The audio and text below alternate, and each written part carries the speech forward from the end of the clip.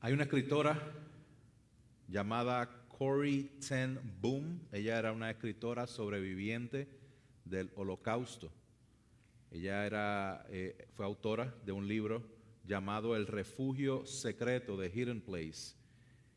Ella cuenta que su familia en los Países Bajos escondía judíos en su casa para protegerlos de los nazis, pero mientras ellos llevaban a cabo esta labor de proteger a los judíos, hubo una traición de alguien conocido que informó que ellos estaban llevando a cabo esa obra, y debido a esta traición, a este informante que notificó a las autoridades alemanas, nazis, ellos llegaron y arrestaron tanto a Corrie como a toda su familia.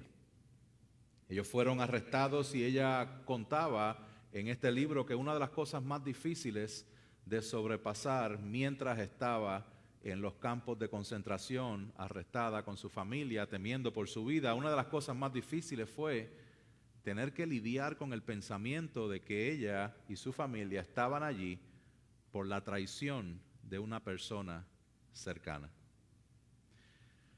Algo muy parecido es lo que vamos a ver en este capítulo 23 del primer libro de Samuel.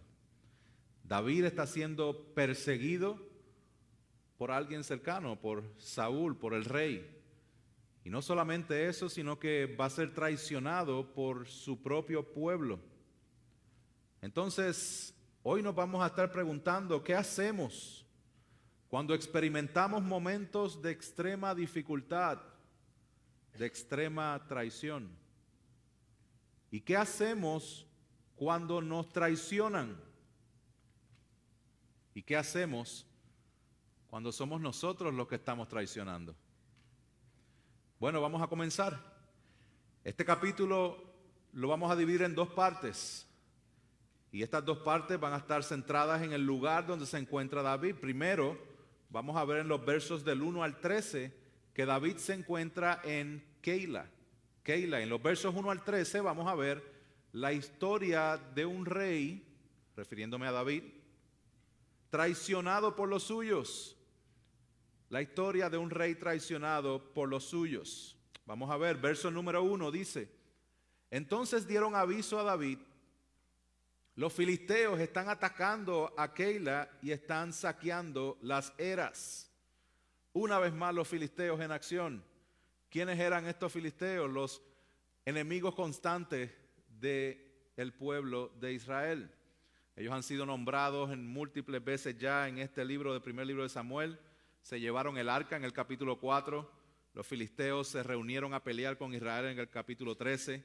Vuelven a hacer lo mismo por medio de Goliat en el capítulo 17. Y ahora vemos que están saqueando las eras de Keila en el capítulo 23. ¿Qué eran las eras? Las eras eran el granero. Básicamente todo el trabajo que ellos hacían en la agricultura, en la cosecha, en el trabajo para la manutención de todo un pueblo, lo guardaban en lugares específicos, y luego de todo ese trabajo del año completo, cuando por fin tenían los graneros llenos, venían los filisteos y se los saqueaban. Entonces esto resalta la seriedad del asunto y hace que David tenga la inquietud de ir a defender a Keila. ¿Quiénes eran la gente de Keila? Bueno, Keila estaba en la región baja de Judá, entre la llanura costera filistea y las montañas de Judá. Entonces, algo que debemos entender es que Keila era legítimamente parte de Israel. Era parte de Israel, y no solo eso, sino que Keila era parte de la tribu de Judá. Y esto es importante porque es la misma tribu de la cual es David, lo que hacía su defensa un asunto de responsabilidad nacional.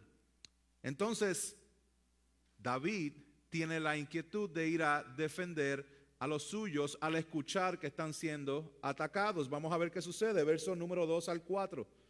Dice: entonces consultó David al Señor: ¿debo ir a atacar a estos filisteos? Y el Señor dijo a David, ve, ataca a los filisteos y libra a Keila. Pero los hombres de David le dijeron, mira, estamos con temor aquí en Judá. ¿Cuánto más si vamos a Keila contra la fila de los filisteos? De nuevo David consultó al Señor y el Señor le respondió, levántate, desciende a Keila, pues entregaré a los filisteos en tu mano. So David va a defender a los suyos. ¿Y qué es lo primero que hace? Consultar a Dios. Consultar a Dios. Él consulta a Dios y lo hace 2 veces. En la primera consulta a Dios y Dios le dice, dale, vete. Pero de momento se levanta el temor de los hombres que andaban con él.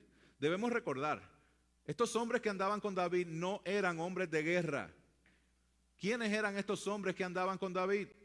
Bueno, el capítulo anterior nos describe quiénes estaban con David. Verso 2 del capítulo 22 dice, todo el que estaba en apuros, todo el que estaba endeudado, todo el que estaba descontento, se unió a él y había unos 400 hombres. O sea, aquí están los marginados, aquí están los que fueron al basic training del ejército de Israel y no lo pasaron. Entonces, aquí no están los hombres de guerra. Hay 400 hombres que no son de guerra, que van a enfrentarse a un ejército de un pueblo que lo que hace es pelear. Obviamente tenían miedo. Lo que hace que David clame de nuevo al Señor. Y el Señor les respondió, levántate, desciende a Keila, pues entregaré a los filisteos en tu mano. ¿Quién pelea? David. ¿Con quién pelea David? Con los 400 hombres. ¿Contra quién pelea David y los 400 hombres? Contra los filisteos. ¿Pero quién es el que está peleando en verdad? Dios. Dios. La semana pasada vimos cómo David clamaba al Señor por su propia vida mientras él buscaba refugio. Vimos eso en el Salmo 34 y 57. Y aquí vemos cómo David también clama por su pueblo a causa de la injusticia. ¿Y qué sucedió? Vamos a ver, verso 5. Y David y sus hombres fueron a Keila y pelearon contra los filisteos, y él se llevó a sus ganados y los hirió con gran mortandad. Así libró David a los habitantes de Keila. David obedeció y sucedió exactamente lo que Dios dijo que iba a suceder. Dios entregó a los filisteos en la mano de David. Con un ejército de marginados, David hiere y saquea a los filisteos. Interesante que dicen que mientras ellos se llevaban los graneros, David se lleva a los ganados, que probablemente se habían comido lo que estaba en los graneros.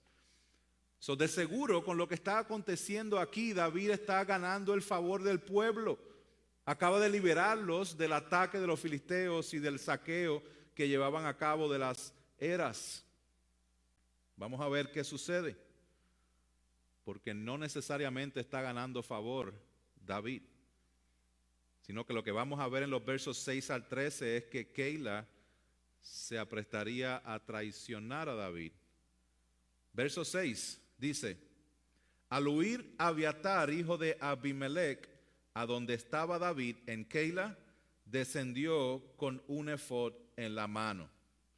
Déjame parar ahí para explicar esto con respecto a Abiatar. Y es que Abiatar es el hijo de Ahimelech. ¿Se acuerdan que al final del capítulo anterior los sacerdotes fueron eliminados, fueron matados a orden de Saúl? ¿Por quién? Por Doeg el edomita, el que quiso ser héroe, el que se alineó con Saúl, el rey desechado. Pero no pudo matar a Abiatar. Abiatar escapó y buscó refugio en David. David lo recibe y le dice que con él va a estar seguro. Así que este verso 6 nos explica la manera en que David se está comunicando con Dios. Y dice que él fue con el efod. Abiatar estaba con David. Entonces, debemos verlo de manera amplia de que el sacerdote de Israel que quedaba junto con el efod, ¿está con quién? Con David, el verdadero ungido de Dios, y él está clamando a Dios. ¿Qué era esto del efod? El efod era un pectoral que se ponían los sacerdotes que contenía lo que se llamaba el Urim y el Tumim. Esto aparece en Éxodo 28 y Levítico 8. No sabemos exactamente cómo eran estos dos artefactos, si eran unas piedras, si era otra cosa, pero lo que sí sabemos es que se utilizaba de parte de los sacerdotes para recibir revelación de Dios. Entonces, debemos notar algo importante. Es que el verdadero rey es David. Saúl ha sido desechado. El rey es David. El sacerdote es Abiatar y está con David, no con Saúl. Y vimos en el capítulo anterior que el profeta del pueblo, Gad, tampoco está con Saúl, sino que está con David. David, aunque se está refugiando, aunque está siendo perseguido, es el rey quien tiene al profeta y al sacerdote. Tiene toda la conexión directa con Dios. Entonces Saúl no tiene acceso a Dios. David lo tiene, aunque está en circunstancias extremas. Debemos tener eso en mente para entender lo que Saúl ahora hace. Verso 7 dice: cuando se avisó a Saúl que David había ido a Keila, Saúl dijo: Dios lo ha entregado en mi mano. Aquí uno no sabe si reír o llorar, ¿verdad? Dios lo ha entregado en mi mano, pues se ha encerrado entrando en una ciudad con puertas dobles y barras. Y Saúl convocó a todo el pueblo a la guerra para descender a Keila a fin de cercar a David y a sus hombres. David tiene cero discernimiento. Él no entiende absolutamente nada de lo que está aconteciendo. Él cree que porque ahora David está en Keila y aparentemente describe a Keila como una ciudad amurallada en la cual no tiene mucho acceso para entrar y salir. Él dice: se metió David en Keila, de ahí no va a salir, vamos para allá. Gracias, Señor, porque lo has entregado en mi mano. Entonces hay circunstancias favorables para Saúl que él le da el crédito a Dios. Y aquí yo tengo que parar y aplicar esto en nuestras vidas porque hermanos, Dios no necesariamente está de tu lado cuando las circunstancias te favorecen.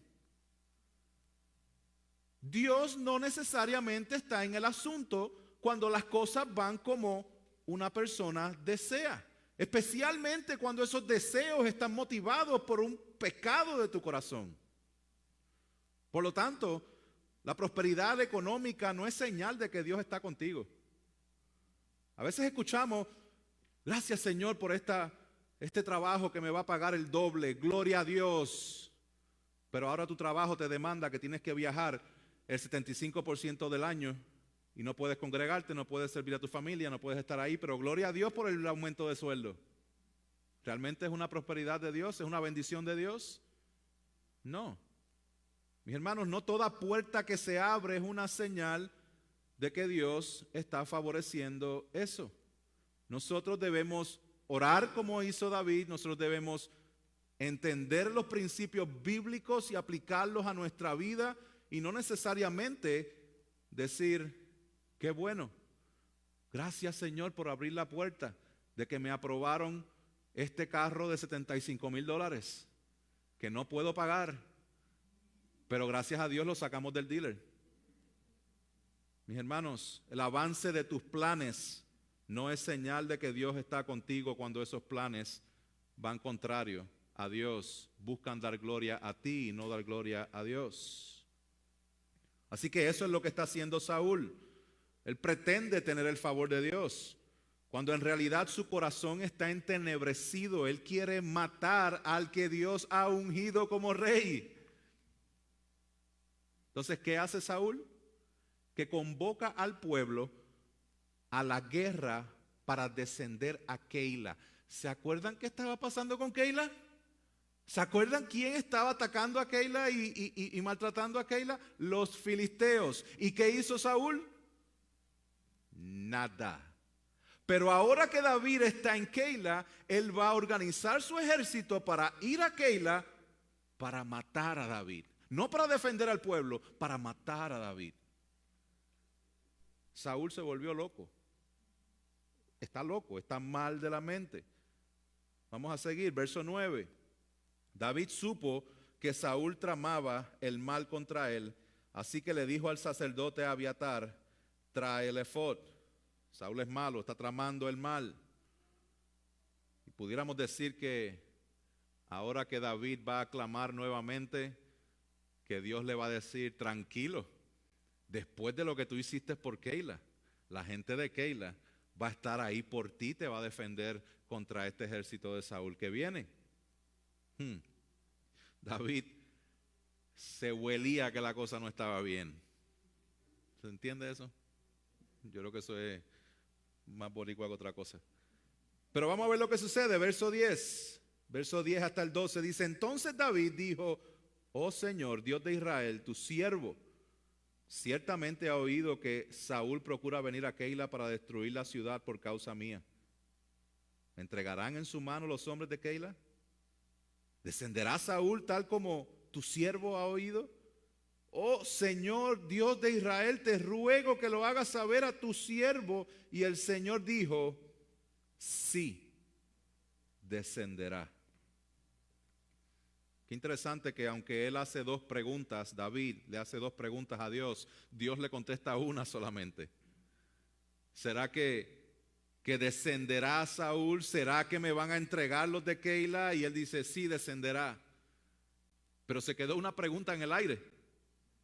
Entonces el verso 12 dice, entonces David dijo, ¿me entregarán los hombres de Keila a mí y a mis hombres en manos de Saúl? A lo cual el Señor dijo, sí los entregarán.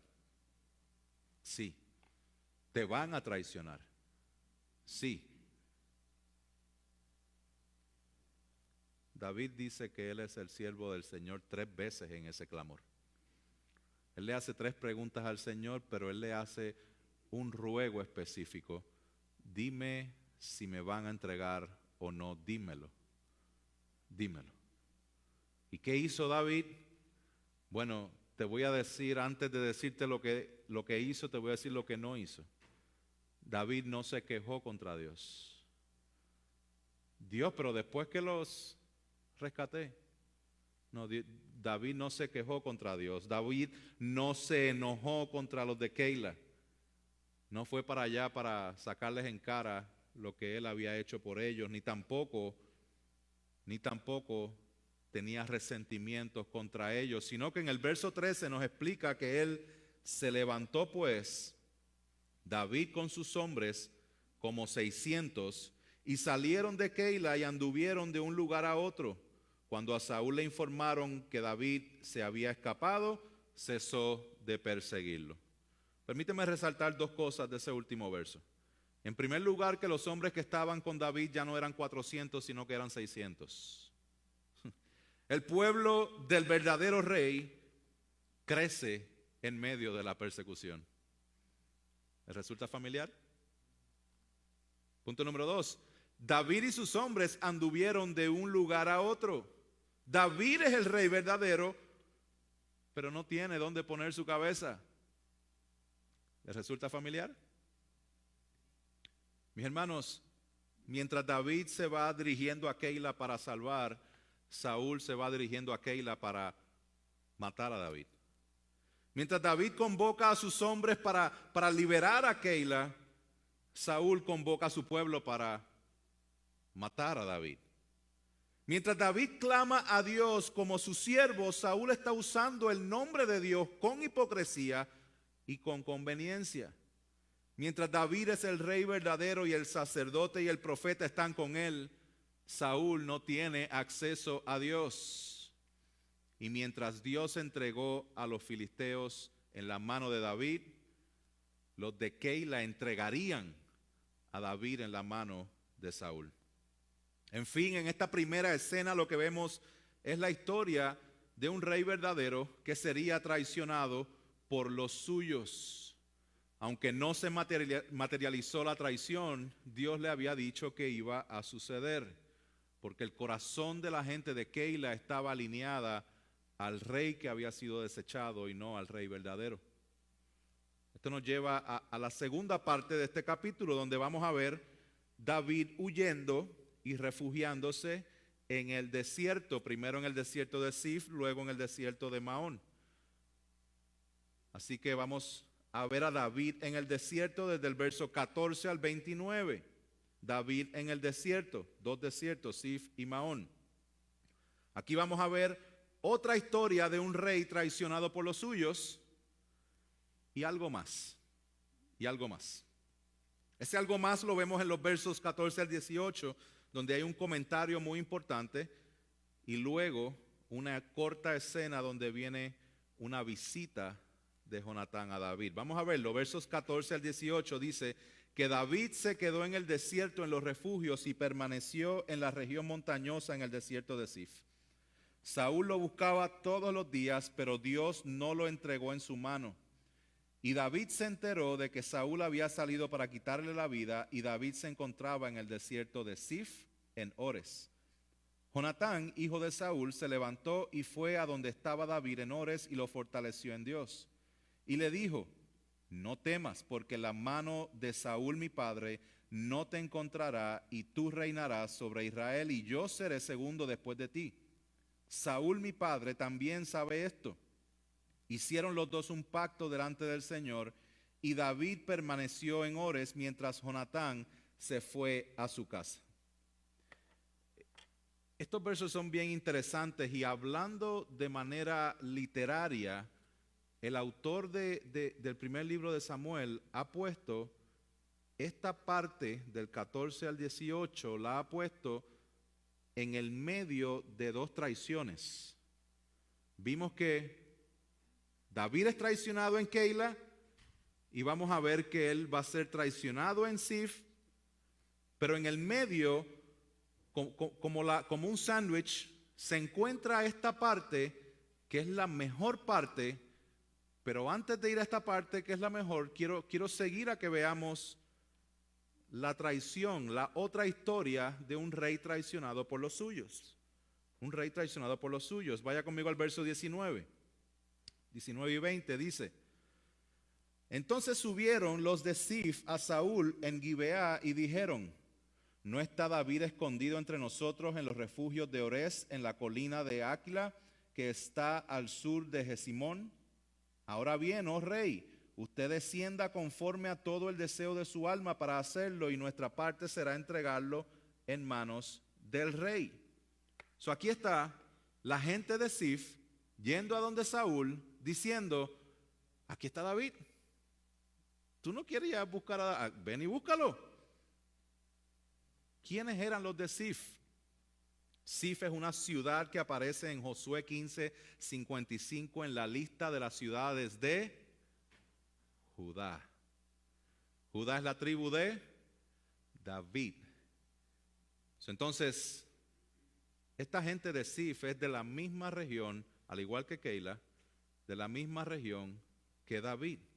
Y los de Sif van donde Saúl y le dicen, oh rey, conforme al deseo de tu alma, ven y te entregaremos a David en tus manos. Qué interesante.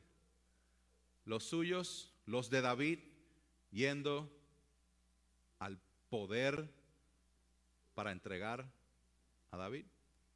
¿Les resulta familiar esto, mis hermanos? ¿Les resulta familiar tiempo después cuando uno de los discípulos va a los líderes religiosos para entregar a nuestro rey? Vamos a ver cómo respondió Saúl. Al igual que en el verso 7, reacciona usando el nombre de Dios en vano y con soberbia.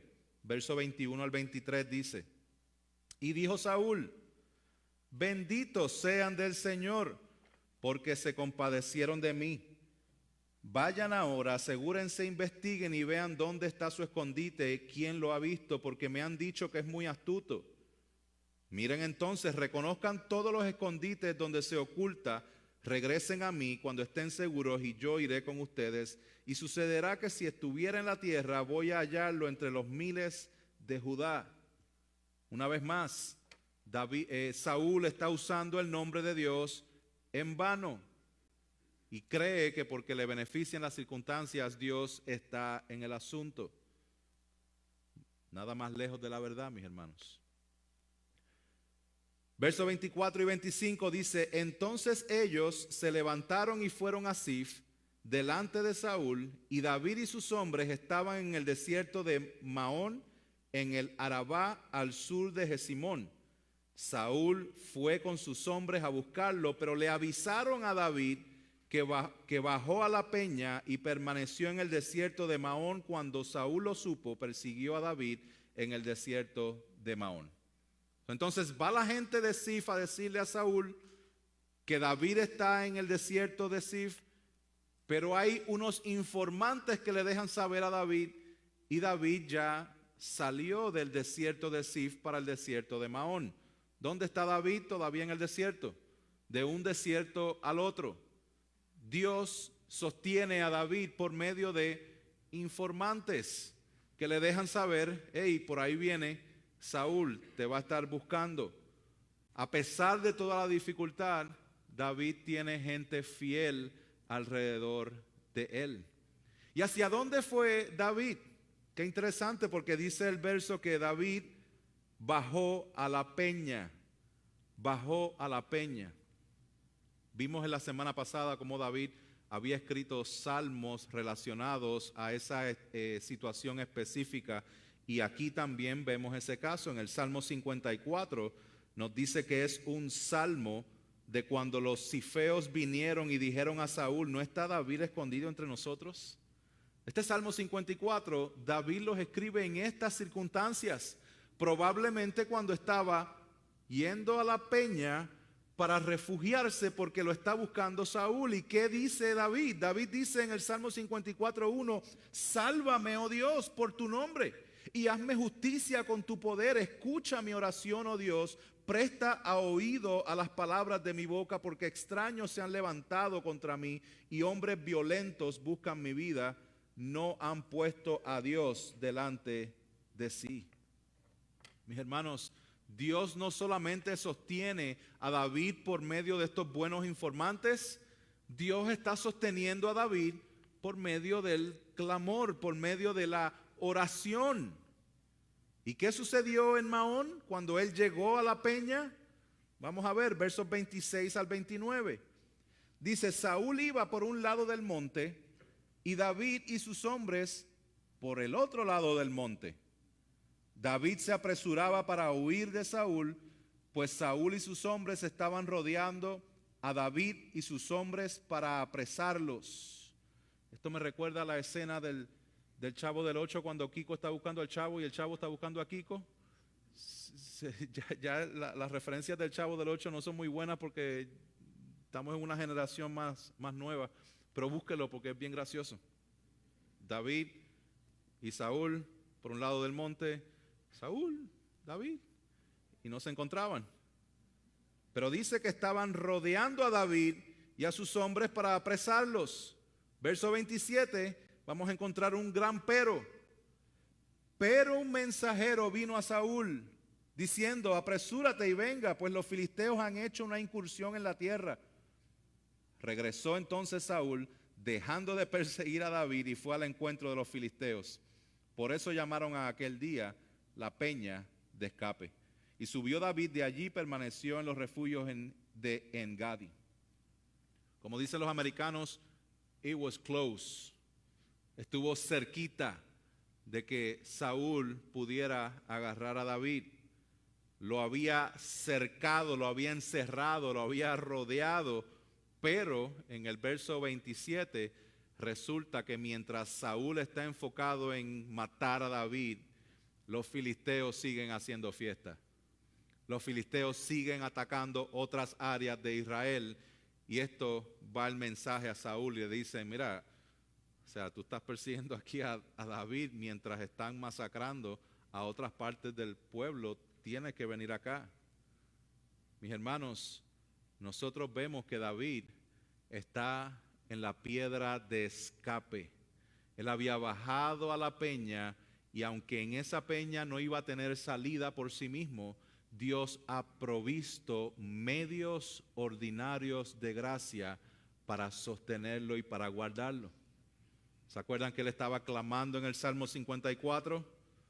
Pues continúa el Salmo 54 en el verso 4, David diciendo, pero Dios es el que me ayuda. El Señor es el que sostiene mi alma.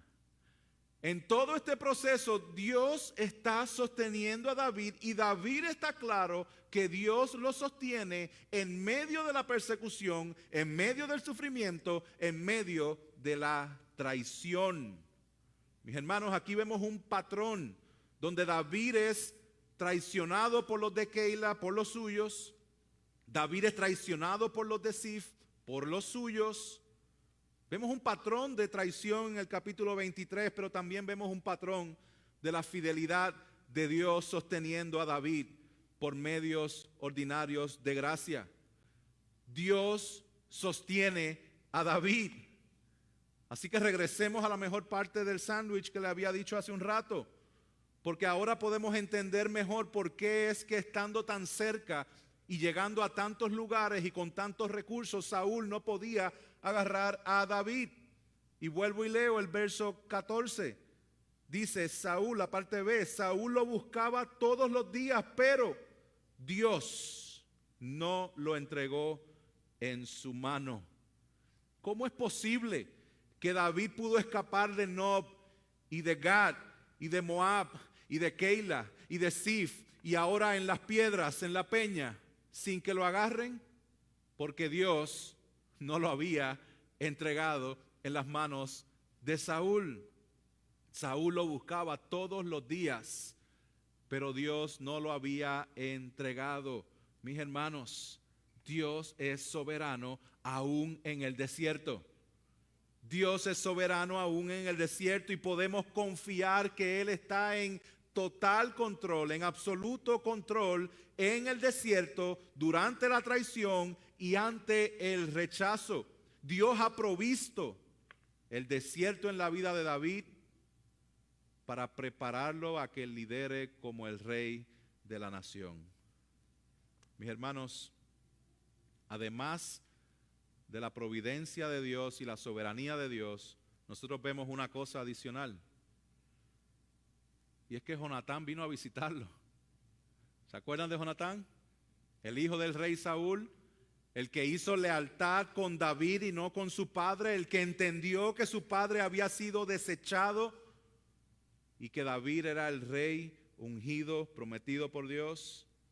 Bueno, el verso 16 dice, Jonatán, hijo de Saúl, se levantó y fue a donde estaba David en Ores y lo fortaleció en Dios. Lo fortaleció en Dios y le dijo, no temas porque la mano de Saúl mi padre no te encontrará y tú reinarás sobre Israel y yo seré segundo después de ti. Saúl mi padre también sabe esto, lo cual denota la locura de Saúl. Él sabe esto. Mas sin embargo, Jonatán está llevando un mensaje de ánimo, un mensaje de esperanza. ¿Y cuál es ese mensaje? Sé fortalecido en el Dios que es soberano en el desierto. Aún en el desierto, aún cuando los tuyos te den la espalda, Dios sigue siendo Dios. Refúgiate en Él. Mis hermanos, por eso es que David estaba tan seguro de poder decir esas palabras. El Señor es el que sostiene mi alma. ¿Por qué? Porque Dios ha provisto no solamente de su clamor para sostenerlo, no solamente de buenos informantes para sostenerlo, no solamente de un amigo fiel en el cual Él ha hecho un pacto para sostenerlo, si nosotros vemos también que Él provee circunstancias providenciales para sostenerlo.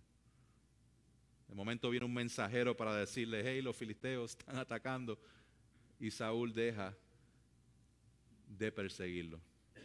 Mis hermanos, una vez más vemos dos traiciones, pero vemos a través de esta dificultad y las traiciones, vemos la manera en que Dios sostiene a David con medios ordinarios de gracia.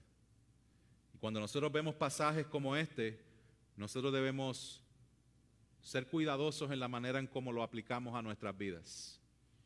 En primer lugar, recordemos que Dios está levantando a un rey levantando un rey conforme a su corazón para gobernar a su pueblo, pero este rey, que es David, nos está apuntando al verdadero rey que levantaría a Dios y que ya levantó, el cual establecería su reino por siempre.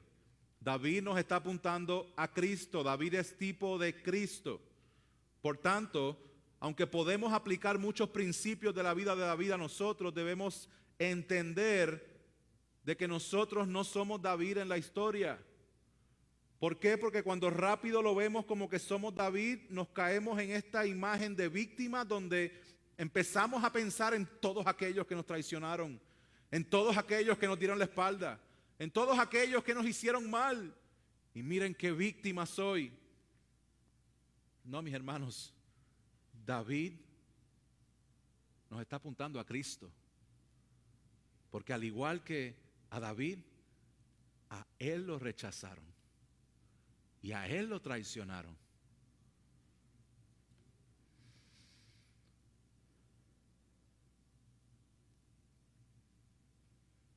Hay un autor que dice, si tú realmente quieres demostrar que el Cristo tenía que sufrir, no te vayas más lejos que ir a la vida de David y ver cómo el sufrimiento de David nos apunta al sufrimiento de Cristo. Mis hermanos, Cristo fue rechazado por los suyos. El libro de Juan capítulo 1, verso 11 dice que a los suyos vino y los suyos no los recibieron. Cuando Jesús predicó en Nazaret, Jesús estaba maravillado ante la incredulidad de ellos. Nosotros vemos como Judas, uno de sus discípulos que caminó y vivió con él por 3 años, lo entregó por 30 monedas de plata. Nosotros vemos en Jesús cómo sus discípulos más cercanos lo abandonaron cuando él fue arrestado y fue a la cruz. Y aquel que dijo que nunca lo abandonaría, lo iba a negar 3 veces. Mis hermanos, antes de pensar que nosotros somos los perseguidos y los traicionados, debemos entender que este es el patrón que nosotros vemos en las Escrituras desde el principio hasta el fin a causa del pecado. A causa del pecado, el pueblo rechazó el mensaje de salvación que Dios le dio a Noé. A causa del pecado, el pueblo rechaza a Moisés en Éxodo 2. En Génesis, los hermanos rechazan a José, quien iba a ser el que iba a preservar al pueblo. Nosotros vemos cómo en este libro de Samuel, Samuel como profeta es rechazado en el capítulo 8. Nosotros vemos en las Escrituras cómo Isaías, Ezequiel, Jeremías son rechazados por llevar este mensaje de Dios. Jesús dijo una parábola específica acusando a los líderes religiosos del tiempo acerca de esto, acerca de los labradores malvados, que cuando el dueño les envió a los siervos, ellos los mataron, y les enviaron más siervos y ellos los mataron. Y él dijo, les voy a enviar a mi hijo. ¿Y qué hicieron con el hijo? Jesús dijo, respetarán a mi hijo. Pero cuando los labradores vieron al hijo, dijeron entre sí, este es el heredero, vengan, matémoslo y apoderémonos de su heredad. Así que, mi hermano, entendamos algo. Sin la intervención de Dios en nuestras vidas, nosotros también rechazaríamos a Dios hasta el final. Y no es lo peor de todo que nosotros rechacemos a Dios. Lo peor de todo es que todo aquel que rechaza a Dios será rechazado por Dios al final. Mateo 10:33 dice, a cualquiera que me niegue delante de los hombres, yo también lo negaré delante de mi Padre que está en los cielos. Y en 2 Timoteo 2:12 dice en lo que parece, en estas palabras específicas de Pablo a Timoteo, dice, si le negáremos, él también nos negará. De la misma manera en que todos los profetas rechazaron, de la misma manera en que Saúl rechazó, de la misma manera en que el pueblo rechazó a David, todos nosotros rechazamos a Dios. Y para eso es que Cristo vino. Cristo sufrió el rechazo, sufrió la traición, para que tú y yo podamos ser parte de su pueblo y nos ha dado de su Espíritu para que con su Espíritu, por medio de la fe en Cristo, podamos perseverar y ser sostenidos para que no le rechacemos. Es únicamente por medio de la obra de Cristo en la cual nosotros podemos dar pasos de fidelidad hacia el frente. Así que ven a Cristo en arrepentimiento y fe. Si tú no estás en Cristo, tu vida rechaza a Cristo, tu vida rechaza a Dios y Dios te rechazará a ti en la eternidad. Mas en Cristo, Dios dice en su palabra, por medio del apóstol Pablo, que cuando creemos en su obra, Él envía su Espíritu y nos sella como garantía. Por eso es que el apóstol Pablo estaba seguro que ni la muerte, ni la vida, ni ángeles, ni principados, ni alto, ni lo profundo, ni nada, ninguna otra cosa creada nos podrá separar del amor de Dios que es en Cristo Jesús, Señor nuestro. Entonces, mis hermanos, nuestra esperanza no es ver cuántas traiciones hemos recibido, sino que podamos ver que Dios ha provisto a su Hijo Jesucristo para que no rechaces a Dios ni para que seas rechazado por Dios. Entonces, ¿puedo decir amén a eso? Pero ¿cómo hago para mantenerme fiel y no traicionar a Dios en este mundo donde me presiona traicionarle? Mis hermanos, nosotros tenemos que crecer y aprender y creer y confiar de que Dios ha provisto medios de gracia ordinarios para sostenernos cada día. Confía en los medios ordinarios de gracia que Dios usa para sostenerte. ¿Cómo Dios te va a sostener? Con medios ordinarios de gracia. Mis hermanos, volviendo a la escena que les compartí al principio, de esta familia de los Países Bajos que guardaban a los judíos de los nazis, pero que fueron traicionados. En ese campo de concentración, esta familia no fue rescatada. Corrie, que es la escritora, ella dice que no fue por medio de un milagro espectacular en la cual Dios la sostuvo. Dios la sostuvo principalmente por medios ordinarios de gracia. Ella cuenta que una pequeña Biblia que lograron esconder se convirtió en el alimento diario para decenas de mujeres. Ella dice que los tiempos de oración en secreto fortalecían sus almas y que las palabras de su hermana les recordaban continuamente acerca de la soberanía de Dios. Escuche esto, ella dice que incluso las pulgas que habían llenado el edificio temporal donde estaban encarceladas, que ellas inicialmente odiaban, terminaron siendo una providencia porque mantenían alejados a los guardias y les permitían a ellas leer la Biblia sin tanta vigilancia. Después Corrie dijo lo siguiente: no había celda tan profunda donde el amor de Dios no fuera aún más profundo. Esto es lo que vemos en primer libro de Samuel 23. Dios sostuvo a David por medio de su clamor, un medio ordinario de gracia. Dios sostuvo a David por medio de su palabra, por medio del pacto de su amigo Jonatán, por medio de buenos informantes, por medio de circunstancias providenciales y por medio del refugio que era su peña de escape. Eran medios ordinarios de gracia y eso es exactamente lo que Dios ha provisto para ti y para mí en el día de hoy. Dios sostiene a su iglesia por medio de la oración. Te pregunto, ¿cómo está tu vida de oración? ¿Cuánto estás orando para la toma de decisiones en tu vida? ¿Oras para agradecer a Dios en los momentos difíciles? Mis hermanos, Dios sostiene a la iglesia, número 2, por medio de su palabra. Por medio de su palabra, Dios se ha dado a conocer por medio de su palabra. Y te pregunto, ¿estás aprovechando cada oportunidad de aprender la palabra de Dios, específicamente cuando es enseñada en el contexto de la iglesia? Número 3, hermanos, Dios sostiene a su iglesia por medio del pacto que tenemos unos con otros, por medio de la membresía de la iglesia. Miren el pacto que había tenido David con Jonatán. Y Y cómo Dios usó a eso para simplemente recordarle, sé fortalecido en Dios. Ese es el compromiso que tenemos cada uno de nosotros como miembros de la iglesia. De nosotros caminar juntos, de saber dónde tú estás espiritualmente para simplemente en los momentos más difíciles recordarte, sé fortalecido en Dios. Recibe fortaleza en Dios. Sigue caminando, sigue creyendo. Estoy contigo. Mis hermanos, muchas veces pensamos que nosotros somos los que somos traicionados, pero piensa en todas las veces que nosotros traicionamos la confianza de un hermano.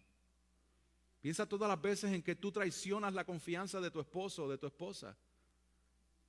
Qué bendición que nosotros podemos descansar en Cristo para que entonces podamos perdonarnos unos a otros y seguir firmes en el pacto que tenemos de seguir creciendo. Nos vamos a fallar, pero Dios ha permitido que podamos estar comprometidos unos con otros porque estamos comprometidos con Dios. Mis hermanos, Dios sostiene a la iglesia por medio de buenos informantes. ¿Quién está rodeando tu vida? ¿Quién está dándote información acerca de la palabra de Dios? ¿Quiénes son las personas que mayormente influencian tu vida? ¿Con quién compartes tu vida la mayor parte del tiempo? Por último, mis hermanos, Dios sostiene a su iglesia mientras se refugiaba David en la peña de escape. Esta peña de escape es Cristo. Nosotros estamos llamados a refugiarnos en Cristo cada día, a recordar su sacrificio, a recordar su sangre derramada y una y otra vez darle la espalda al pecado y comprometernos con Él y unos con otros. Ahora tenemos esta oportunidad de como miembros de la iglesia poder venir a la mesa del Señor. Y yo les pido que vayan preparando su corazón, que vayan pensando y meditando en lo que hemos escuchado, para que nosotros podamos realmente confiar en que la manera en que Dios nos sostiene día a día es la manera en que nos ha sostenido por medios ordinarios de gracia. Padre Celestial, te doy gracias por tu palabra. Y ahora, mientras reflexionamos en tu obra, permítenos comprometernos una vez más contigo y unos con otros para tu gloria, en el nombre poderoso de Jesús. Amén.